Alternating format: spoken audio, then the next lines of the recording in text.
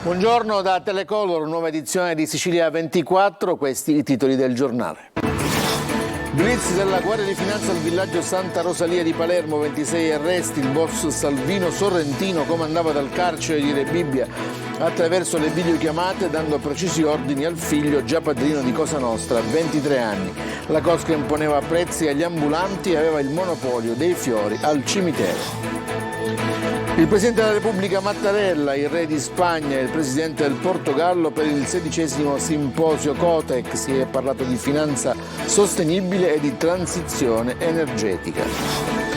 Migliora il piccolo Simone, primo caso in Italia di infusione di una terapia genica. Nelle parole dei medici e dei genitori del bambino di San Giovanni La Punta il racconto della loro battaglia contro la patologia rara.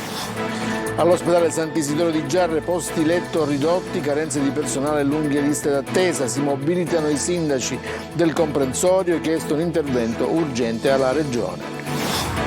Scontro su Sisita Sicily, la Regione revoca i contributi e chiede la restituzione dei soldi agli operatori che non hanno usufruito della misura per il rilancio del turismo in Sicilia. Secca la replica degli albergatori, dicono non siamo inadempienti. Parte da Piazza Montana il progetto di rigenerazione urbana di Catania, previsti altri 12 interventi con l'utilizzo di fondi europei. Calcio, Zafferana si prepara ad accogliere il ritiro precampionato del Catania, lavori in corso nell'impianto che ospiterà la preparazione estiva dei rossazzurri.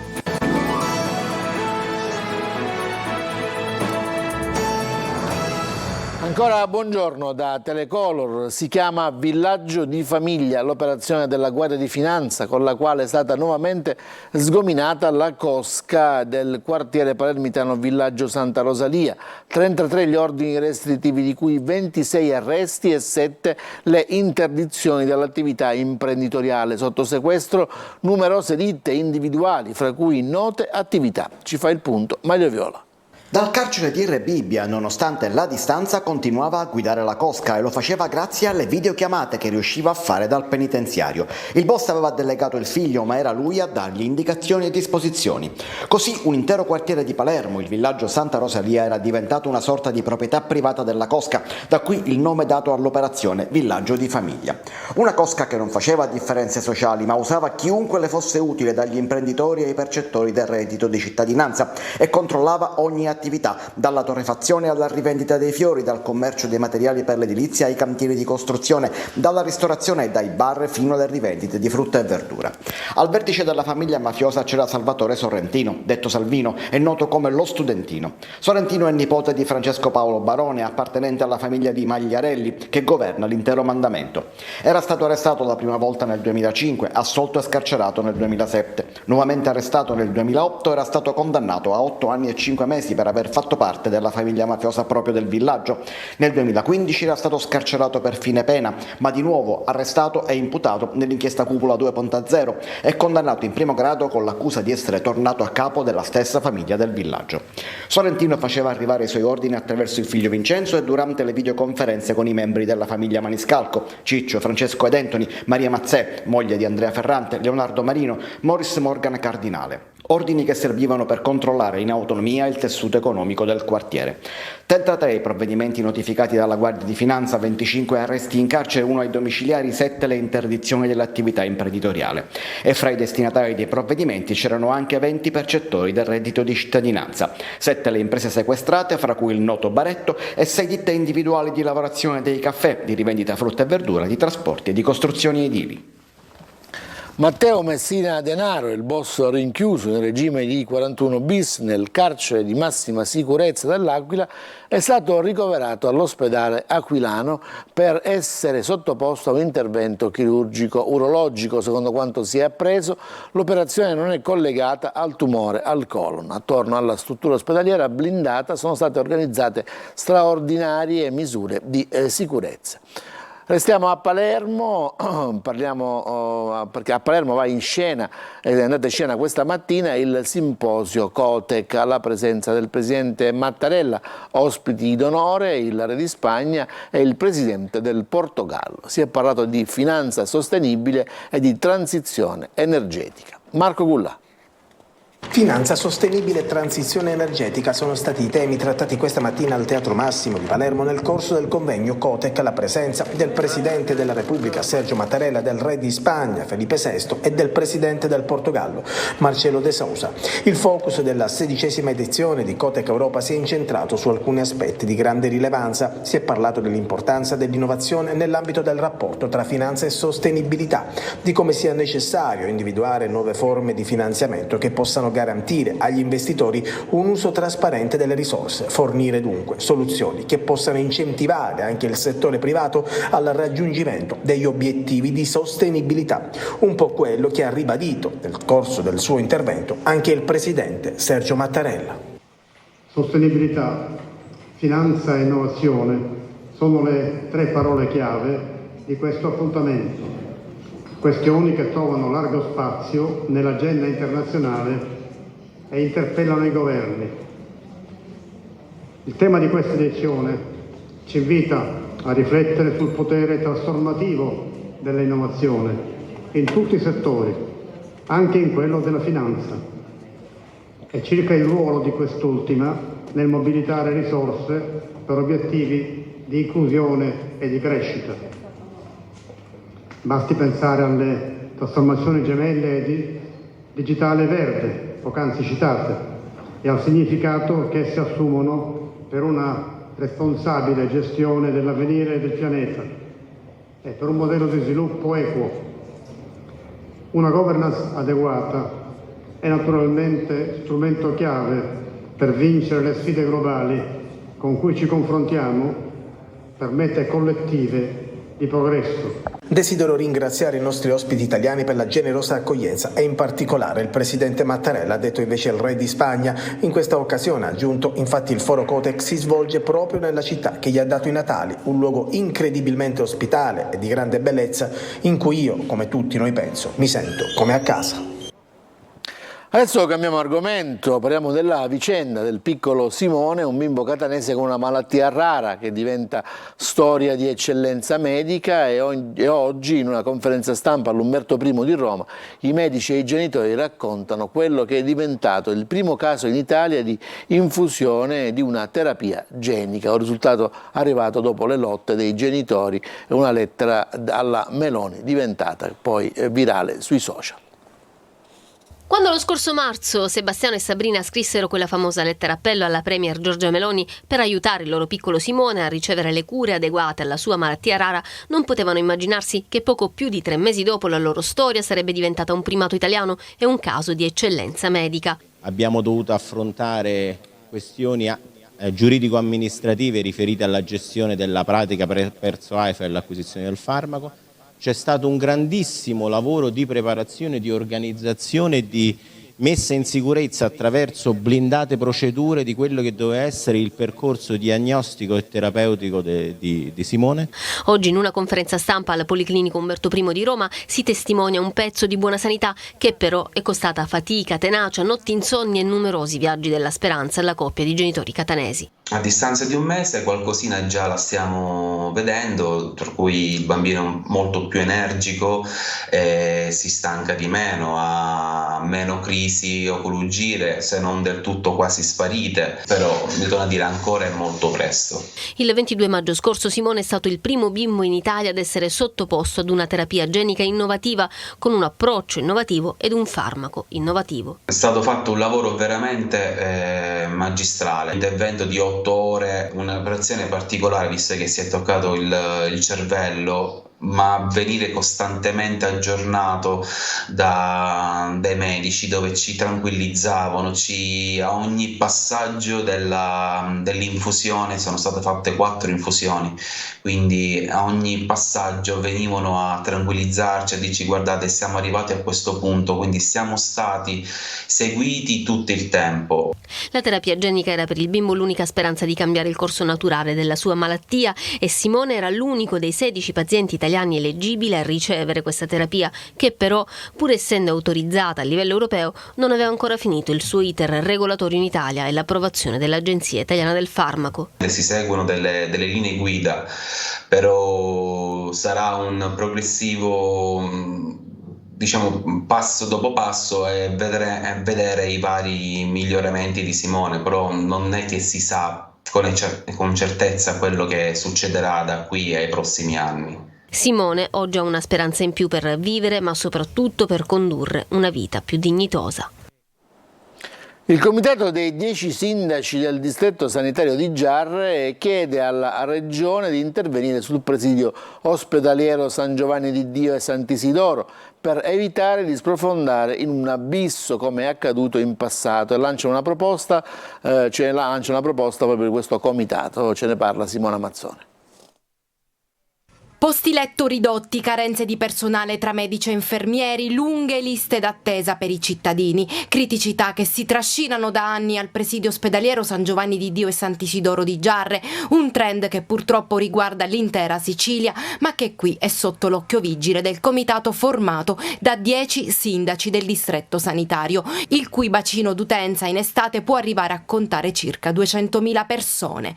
Chiedono ancora una volta l'intervento della Regione per evitare che l'ospedale arrivi al collasso, come spiega il sindaco di Riposto, che è anche deputato all'ARS. Oltre all'attenzione che continueremo a riservare all'ospedale di Giarre, è quella che si continui a seguire questa direzione di miglioramento che è stata rivolta all'ospedale di Giarre nell'ultimo periodo, proprio per evitare che, come è successo anni fa, senza la giusta attenzione della politica, questo ospedale possa ritornare nel baratro. Il presidio costituisce un fondamentale punto di riferimento sanitario per tutto il comprensorio ionico e etneo. In passato si è parlato in diverse occasioni delle problematiche emerse, come la chiusura, ad esempio, del pronto soccorso nel 2015, poi riaperto nel settembre 2021, dopo 6 anni, ma con una pianta organica ridotta. La buona notizia è che sono appena arrivati qui 3 geriatri e che dal punto di vista strutturale, come vedete dalle immagini, si sta lavorando per la demolizione degli inagibili locali che ospitano il laboratorio di analisi, al posto dei quali sorgerà la camera calda, e la proposta dei sindaci al governo regionale è quella di accorpare le aziende territoriali ad ospedali più grandi. La proposta che è nata ieri e che comunque si parla già in regione in maniera non ufficiale, però le voci, diciamo che la direzione che si vorrebbe intraprendere è questa, è quella di accorpare le strutture territoriali più piccole, quindi in questo caso per esempio Giarre, alle aziende sanitarie più grandi, come potrebbe essere per Giarre per esempio il Cannizzaro, in modo tale che i medici si debbano spostare all'interno della stessa azienda ospedaliera in un raggio che non sia poi magari superiore a una 50 di chilometri, una 40 di chilometri. Qual è il prossimo passo? Il prossimo passo è quello di verificare se l'assessorato alla sanità stia veramente valutando la possibilità di rimodulare tutta la rete ospedaliera siciliana. Alla riunione hanno partecipato anche i sindaci di Giarre, Comune Capofila, Piedimonte Etneo, Fiumefreddo di Sicilia e Sant'Alfio, oltre al direttore sanitario, dottor Giuseppe Mirone. Al via il potenziamento del servizio di emergenza-urgenza nelle isole Eolie. Dal 7 luglio a Panarea e Filicudi saranno operative per la prima volta 2 ambulanze, mentre la postazione del 118 già esistente a Lipari potrà contare anche su un secondo mezzo di soccorso. Il provvedimento è stato disposto dall'assessorato regionale alla salute concertato con la Seus 118 e l'ASP di Messina. Cambiamo argomento. La Regione chiede agli albergatori la restituzione delle somme stanziate con la campagna Sì Sicily per la promozione turistica, ma i rappresentanti di categoria non ci stanno e dicono non siamo stati inadempienti. Lorena Dolci. Le prime lettere sono già partite, destinatari alcuni degli alberghi siciliani che non hanno piazzato neanche una delle notti acquistate dalla Regione nel programma Sì Sicily, che avrebbe dovuto fare ripartire il turismo dopo gli anni della pandemia. Una manovra costata oltre 70 milioni, ma rivelatasi un flop con poco più dell'1,16%, pari a 17.000 posti letto occupati in quasi 3 anni sulla piattaforma. Sulla vicenda anche i fari della Commissione europea, che potrebbe chiedere la restituzione di parte dei fondi stanziati. Adesso il decreto di revoca del bando, che si scontra con le perplessità degli albergatori. Il contratto non prevede rimborso in caso di scadenza dei termini e mancato occupazione delle camere. Quindi per quanto ci riguarda, la risposta che gli albergatori che io suggerisco e che gli albergatori daranno, immagino, alla richiesta della Regione sarà: nessuna rimborso è dovuto poiché nessuna inadempienza risulta esserci stata. A spalleggiare gli albergatori anche i deputati di Fratelli d'Italia, che bollano come gravissima l'iniziativa dei dirigenti dell'assessorato al turismo, chiedendo l'intervento del governatore Schifani. Ma se sul rilancio del turismo si gioca anche una partita politica, gli imprenditori puntano il dito sul meccanismo della campagna, non di facile comprensione da parte di chi doveva usufruirne, ovvero i visitatori. Si potrebbero invece usare altre modalità di recupero. Ci sono diverse modalità di recupero dei servizi e non delle cifre date, attraverso sistemi che possono essere educational, invitare blogger, ovviamente fuori stagione, e quindi continuare a spingere una Sicilia che è in crescita ma che ha moltissimo margine. Se siamo pieni, magari non siamo pieni con sicili, ma anche grazie alla pubblicità che è stata fatta. Ci fermiamo, c'è la pubblicità, torniamo subito dopo.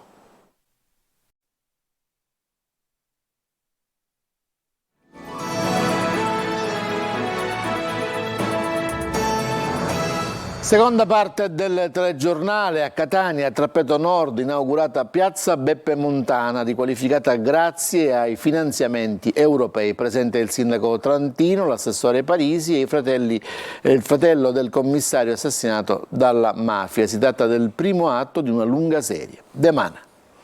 Una passeggiata a Trappeto Nord tra panchine tecnologiche, spazi per il tempo libero, campi di calcetto e basket ed un'area attrezzata dove fino a novembre scorso si aggiravano topi grossi ed agili, tanto da essere scambiati per gatti. Oggi di agile c'è il movimento dei bambini impegnati a saltare, giocare a calcetto o a basket, invogliando anche il sindaco Trantino a cimentarsi dalla lunetta nel nuovo campetto di piazza Beppe Montana dedicata al commissario di polizia assassinato dalla mafia.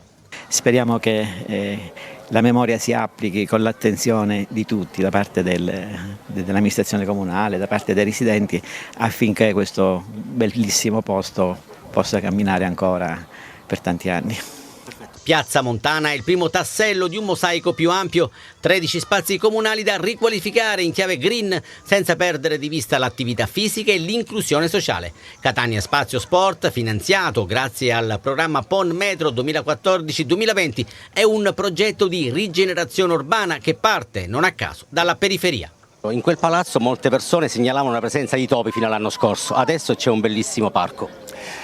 E oltre a questo vorrei anche dire, io quando mi insediai al Consiglio Comunale nel 1988 ricordo che proprio uno dei primi interventi riguardava questa zona qui, perché avevo assistito personalmente a un fenomeno avvilente. Era arrivata una camionetta dei carabinieri e una serie di ragazzini lanciavano le pietre, ragazzini più che altro bambini, lanciavano le pietre contro questo mezzo che rappresentava l'istituzione, perché non c'era l'idea dello Stato. Siccome la vita è fatta, oltre che di prassi virtuose, anche di simboli che devono in qualche modo incoraggiare il cambiamento, credo che quello che è stato fatto qui sia la manifestazione più evidente di come bisogna agire. Una riqualificazione polivalente, come sottolinea l'assessore allo sport Sergio Parisi. Siamo davvero contenti, felici di vedere i ragazzini già cimentarsi nei due principali campetti, il campetto di calcio e il campetto di basket, il playground, ma abbiamo anche riqualificato un po' tutta la piazza, e gli stessi cittadini che in questi mesi hanno seguito i lavori ci hanno garantito che saranno loro i custodi di questo bene prezioso. Primo step avviato, ora tocca ad altri 12 luoghi che presto saranno rigenerati e consegnati alla collettività.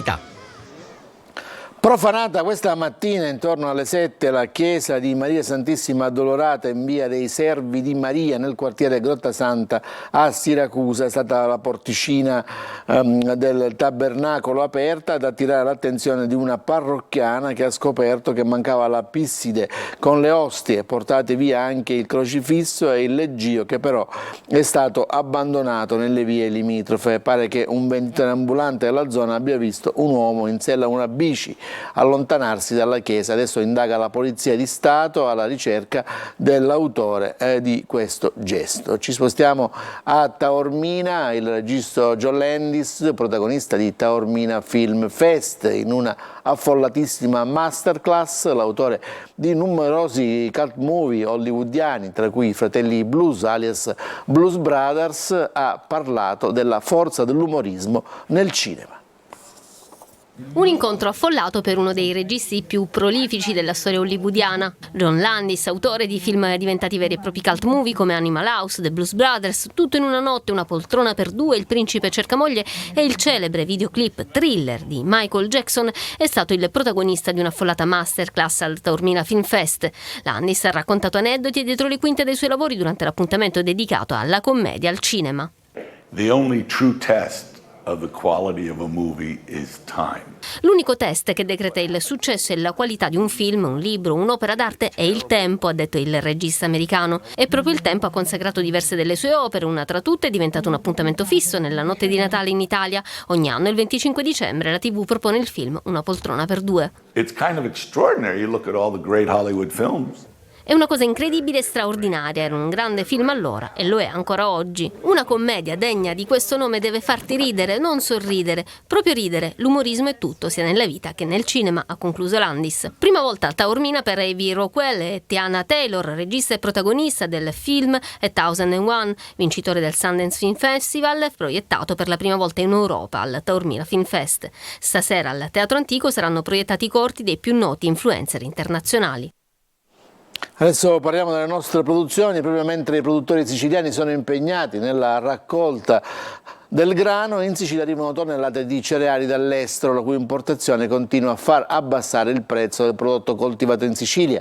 Come possono difendersi i produttori locali dalla concorrenza di paesi stranieri e qual è la garanzia per i consumatori della bontà del grano proveniente dall'estero? Saranno questi gli argomenti affrontati in Sicilia 24 Focus alle 14:30 dopo il TG di Telecolor. Ospiti di Adelaide Barbagallo, il presidente di Coldiretti Sicilia Francesco Ferreri e Luca Ferlito, responsabile del nucleo operativo regionale agroalimentare. I vostri interventi con un messaggio al numero 342 745 5005, trasmissione anche in streaming sulla siciliaweb.it. Ci fermiamo ancora per uno stacco pubblicitario, torniamo con il calcio non giocato.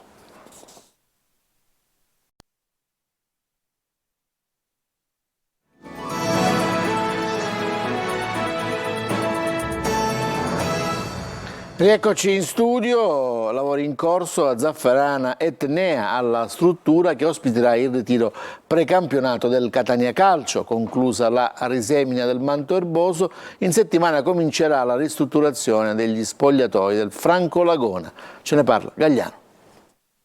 Una stretta di mano in attesa della ratifica dell'accordo è bastata per siglare l'intesa tra la dirigenza del Catania e l'amministrazione comunale di Zafferana Etnea, che non vede l'ora di accogliere la squadra rosso-azzurra per il ritiro precampionato.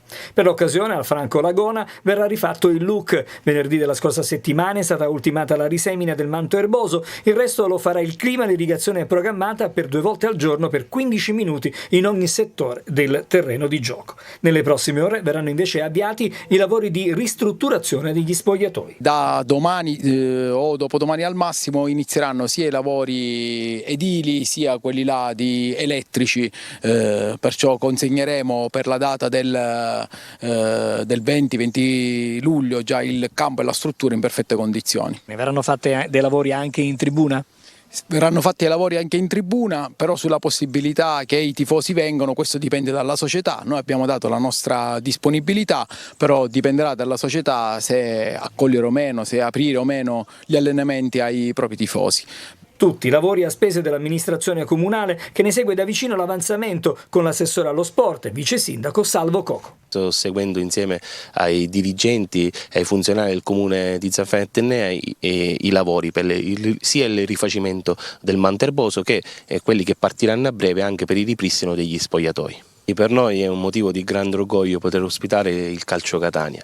C'è una città in fermento per questa occasione, quindi stiamo lavorando per far sì che il Catania possa trovare il miglior ambiente possibile e far sì che possa restare qui anche per un periodo che non si limiti solo e esclusivamente a quello del ritiro estivo.